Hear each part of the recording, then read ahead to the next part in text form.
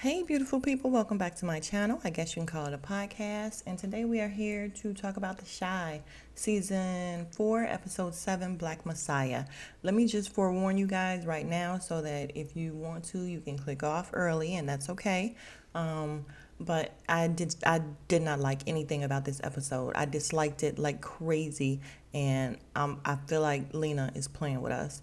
So if you don't want to hear just a review full of complaints this early Sunday morning, then go ahead and click off. But let's talk about it.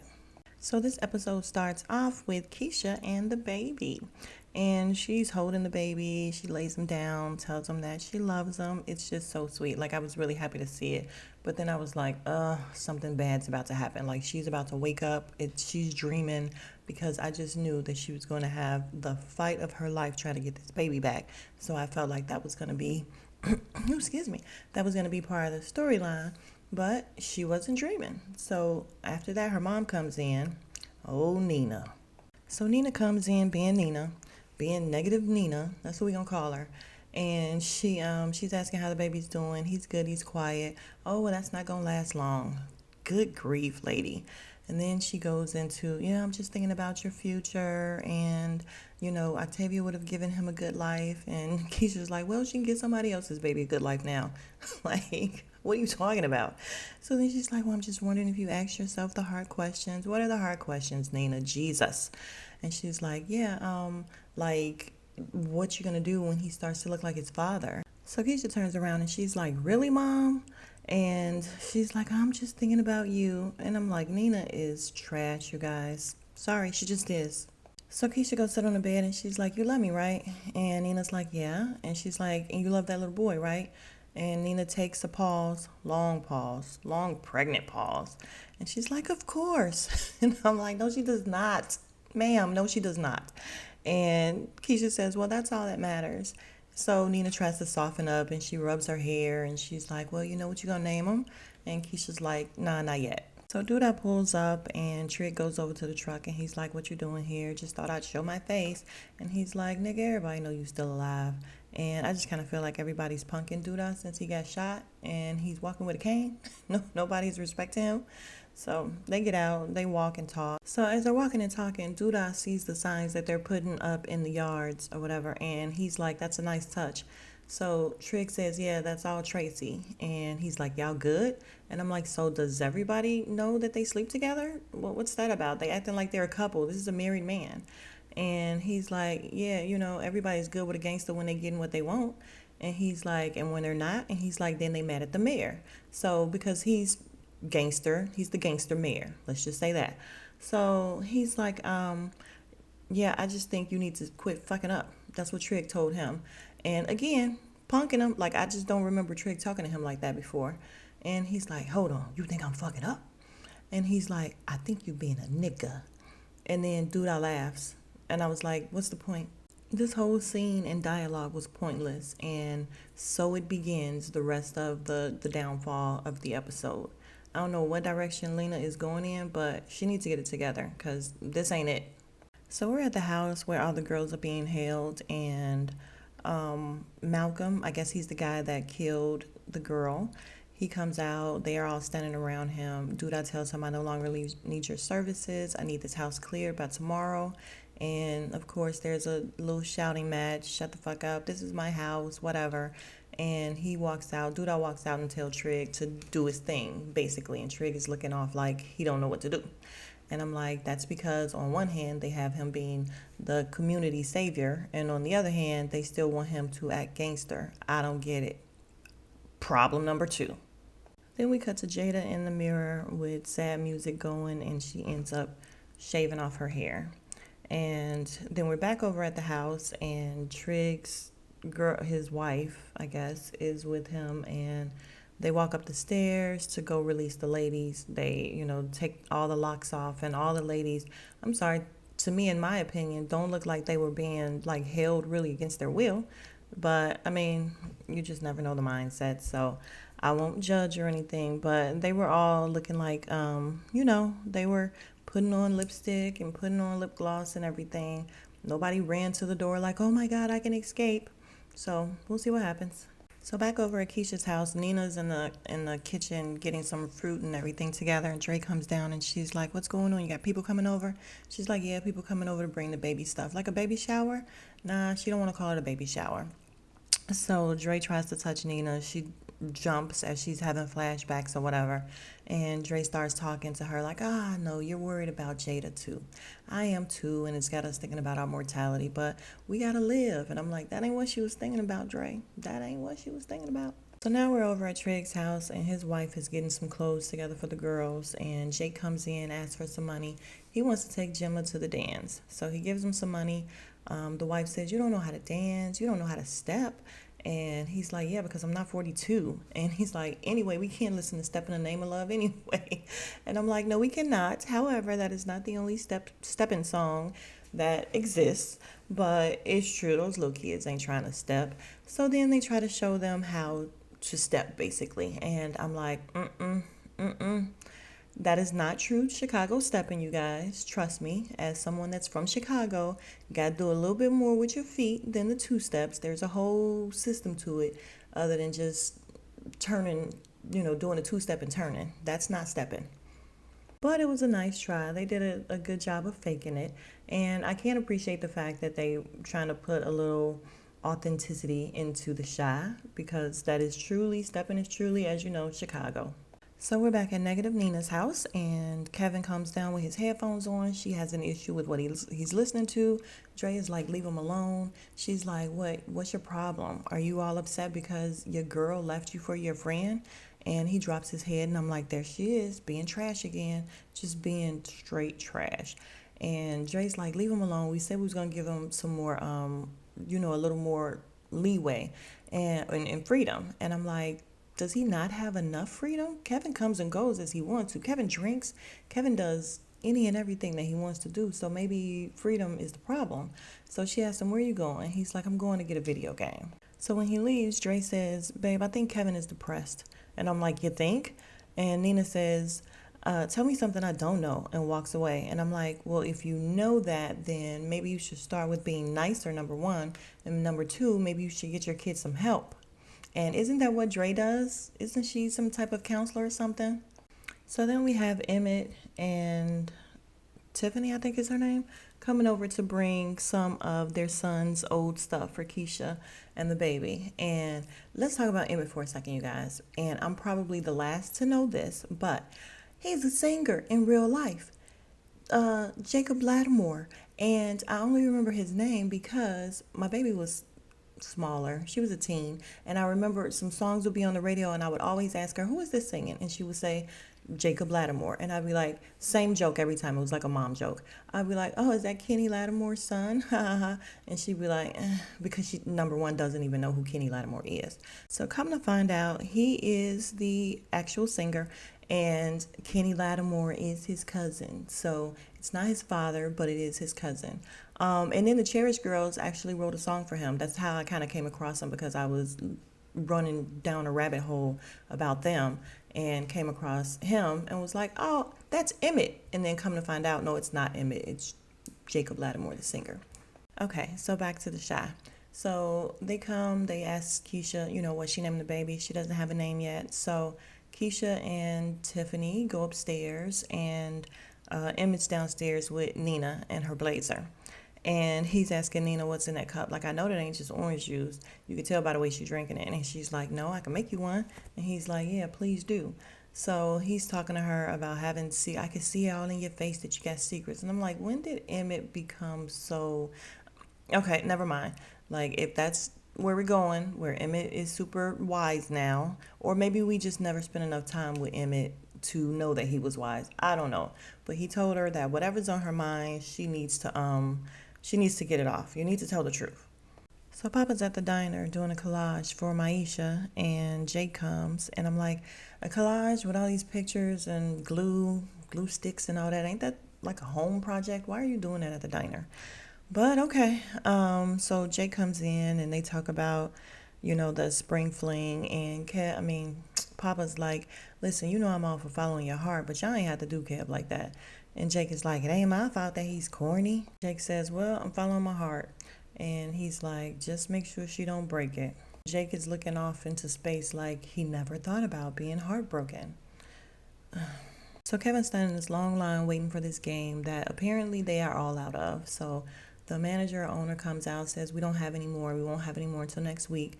Kevin ends up bumping into the little girl, well, she's a big girl, the teenager that he saw at the community center that he bumped into and was looking at like he really thought she was pretty. She's the one that Vic Mensa is her dad and the mom, and they're always fighting. So he asked if he could play the game with her. And she's like, "Sure, come on, if you any good." And I'm just wondering why all the women on this show have attitude problems. Like, that's just not how it goes. Like, every woman that you run into, every black woman does not have a funky attitude. So that is one thing that I cannot stand about this show. And now we get into Fantasy Island, where we have music going and this montage of good deeds being done around the neighborhood, which is bullshit. Not saying that good deeds don't get done, but this is ridiculous. So we have this guy who's putting out the signs, this lady, older lady, she needs help with her groceries and to cross the street. So he's helping her with that. Then we have this guy breaking into a car, and one of the big guys that was with Trig stops him, and you think he's going to rough him up, but no, he's going to talk to him, and he's going to, kind of show him a better way. And then when it all ends, it looks like he's crying, and he's kind of hugging him, and they walk off, and I'm like, what is this crap that I am watching? What's going on here? You guys, they show what looks like a freezer like you would have in the grocery store, and it has free food on there, and they showing all these people coming and bringing free food to put in the freezer so that people can just walk up and take the free food if they need it. And I'm like, this is some bullshit. What is this? Why are they doing this? And then they have racks of clothes that says free clothes just on the street. And I'm like, this doesn't happen. It's not going to happen. It doesn't happen. And if you attempted to do it, then somebody's going to come and take all the food. Can't go on the honor system on the city streets of Chicago, or probably nowhere at this point. The way they have it set up, you guys, it's just Fantasy Island, and I don't like it. I don't like it. So Trig is bamming on the fighting couple's door because he went to go check on them. And she comes to the door and she's like, "What do you want? He's not here." "Okay, well, if he's still looking for a gig, tell him to call me." And what do you know? She says, "Do you still have one of those signs?" And the sign says, "We're what we need." And I guess they mean that they need to police their own city. No police. And she just wants a sign to put in her window, because Chicago is just all fairy tales and roses. So he gives her a sign, she puts it in her window. Beautiful. So then we have Kevin following this girl with the bad attitude to her house or to somewhere, and they get on the L. And in Chicago, you guys, it's the L train, but we just call it the L. So they get on the L and they end up on the west side. And remember we were saying how the south side, west side thing is really a thing in Chicago? It really is, because as you can tell, Kevin seemed out of place while he was on the west side. They all look dirty. Sorry if there's any West Side people listening, but Kevin just looked much cleaner. He's a South Side boy. He looks much cleaner than the West Side people, and he was definitely out of his element, because the West Side, it's not where you want to be. Let's just put it like that. So they end up at some place with a big screen and guys playing video games. And she lets them know she has a new game, and she ends up playing Kevin. Kevin beats her, and everybody's like, "Oh my God, no one really beats her." And they talk later. He asks to take her out. She's like, "Nah, I don't really see you like that, but we could be friends." She gives him the number, and that's that for them. So back at the baby shower, that's not a baby shower. They're all sitting around the table eating, talking about names again. And Jada's there, and she's saying, "Listen, names are important, so just kind of take your time with it." And Tiffany says, "Well, how did you come up with Emmett?" And she says, "Well, I grew up listening or hearing the name a lot, and I just knew that some kind of way I wanted to honor that young man." So now we know that Emmett was named after Emmett Till. And she just told her, well, if he's named after or for someone, if you name your baby for someone, it's your way of making sure their legacy never dies. So that's something for Keisha to think about. So Nina comes in, and she's like, "Just make sure that whatever you name him will pass the resume test." And Keisha's like, I'm not doing that or whatever, because if he goes somewhere where they don't want to hire him because of his name, then I don't want him working there anyway. And then Nina's looking all crazy. I just want him to have a good life. I'm like, you're so freaking negative. And Dre's like, well, he can't help but have a good life because he has a village of people that love him. So Keisha says, I love y'all. And then Nina says, we love you too. But we love you too, but this is her mom. That's why I say she's trash. We love you too, but just because we got your back don't mean we gonna always bail you out. I'm like, Nina and her blazer need to shut the hell up. Really. Give the girl a break. So my prediction for Keisha now is this. She wants to date this new guy, and we had her and Tiffany up in her room a little bit earlier at the baby shower, and Tiffany's telling her how, it's a good thing she got her baby back because even though, she may not be ready, her baby is the best thing that happened to her. And she's like, your family don't want you to give it away, but they also don't want to help you babysit. She's like, anybody that helps me babysit, I have to pay. And Keisha's like, damn. And so now we have the comment from Nina saying that, we're not going to be a crutch for you. So I feel like she's going to start wanting to go out on dates and do things, and nobody's going to want to help her with the baby. And she's going to see that it's not all that it's cracked up to be. She may or may not try to give the baby back. I don't know. But I feel like they're setting it up to where that's where that story is going with all of this. Nobody wants to babysit stuff. So then we have Trig and his wife and all these community people helping to clean up this house with the girls in it. And the girls are just pretty much there. And Trig goes in and he's, looking through the cabinets and he's like, where's the food? They're like, we don't have no food. So they're talking about how some of them can go to shelters. They don't want to go to shelters. The shelters are hard to get into if you don't have kids, and none of them have anywhere else that they can really go. So they're like, we can just stay here. And he's like, nah, I don't know, it's a trap house. So then we have one of the girls come up and she's like, yeah, it's a trap house. It ain't got to be no trap house. A bitch is good with some drywall. And I'm like, Lena, what is this? What is this fantasy island? I swear to God, I don't know where this story is headed, you guys. So now I don't know where this story is headed. I'm telling you, I was so pissed off at this whole episode. It was just some BS. The whole thing was bullshit. All of a sudden, Trig's wife finds Trinity. That's the girl that was killed. She finds her room. And wouldn't you know, Trinity had a beautiful room. She had her own full-size bed. She roomed alone, whereas all these other girls were locked away and they all roomed together, like 3 and 4 of them. Trinity had her own beautiful room. Oh, Jesus. So he ends up telling her, why don't we just name this the Trinity House? And I'm like, of course you will. Because this is all Chi-Town for real. So now we have Emmett and Tiffany go to this place. It's a sex party where she's selling edibles. We have all these crazy looking people running around and this gong, and then everyone looks up at the balcony. This girl comes out and she's like, if you love yourself, say I know that I'm beautiful. And they all like, I know that I'm beautiful. And I'm like, what am I watching? What am I watching? So it's a bunch of crap. It's not even worth talking about, actually. Emmett goes and tries to watch these 2 girls. They tell him no, to beat it, with attitudes, because of course they're on the shy and they're black women, so of course they have attitudes.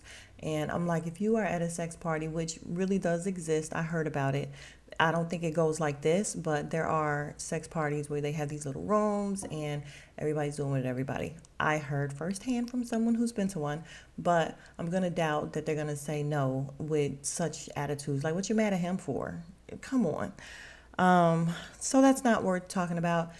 Gemma says yes, she'll go to the dance with, what's his name, Jake, and then Vic Mensa ends up getting into it with his girlfriend, or his wife's brother comes over and starts beating him up like, don't touch her anymore. And they have a gun. There's a struggle. He ends up shooting the brother. So that's pretty much it. Kevin dyes his hair what looks like blue, I think. It's always so dark that it's hard to really see, but it looks like it was blue, and I don't know. He was very happy about it. It was just weird. Then Keisha is sleeping. She's having a nightmare about when she was being held hostage and the man who was, doing something, doing things to her. And she wakes up and she walks over to the baby bed. And I'm like, Lord, please don't let her hurt this baby. But no, because she also has a flashback of when Ronnie came to save her. So she looks down at the baby and she called him Ronnie. So the baby's name is Ronnie in honor of Ronnie who saved her. Beautiful. That's it, you guys, for the shy. Sorry, everything was negative, but everything on this episode to me was negative, and it was either negative or very far out. I didn't like it at all, but I wanted to get you guys a review, so here it is. But we'll be back next Sunday, and hopefully it'll be better. So thank you for coming back to the channel. Like, comment, and subscribe, and I'll be back tonight with Married to Medicine reunion and Real Housewives of Potomac. All right, again, like, comment, and subscribe. Smooches.